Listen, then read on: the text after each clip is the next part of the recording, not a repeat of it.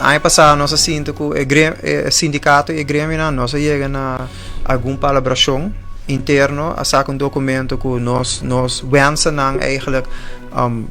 onde nós a topa outro. Het is helemaal de diferença. Sim, nós chegamos assim com para eigenlijk fazer lei laboral mais progressivo, mais performance based, pero com val net também, dus parte de landspakket dat papier over die werkloosheidswet, nossa papier over die pensioendatums, nossa papier over die arbowet, com para hinke se gefaseerd, ting ja ZVOV que vai passar que sei, ziektefonds e overlijdensfonds. Okay. Dus parte aí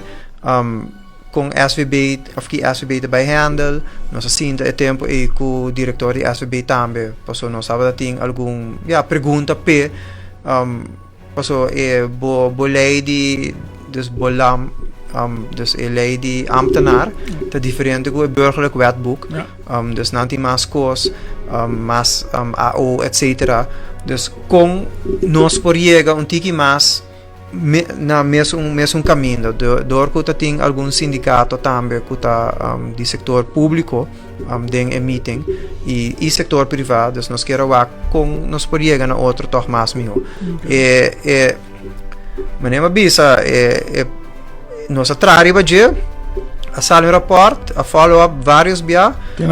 tem nada queda pero se amanhã mês nós tem meeting a trobe com o grêmio não para que nós vai pagar up e grêmio comercial comercial sim okay. Grêmio comercial para mim e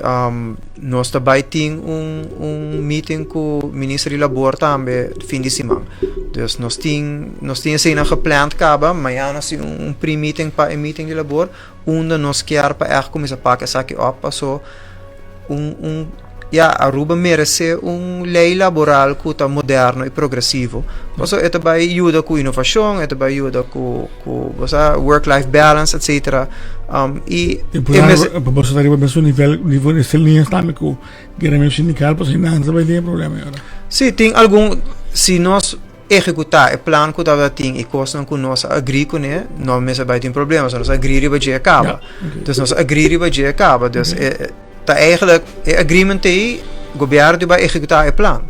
and aceita algo nosso bis nosso três dilante vários biacas sindicatos não que ora nós dois tá junto o governo tem que vai executar o plano para assim aí ajuda tu rende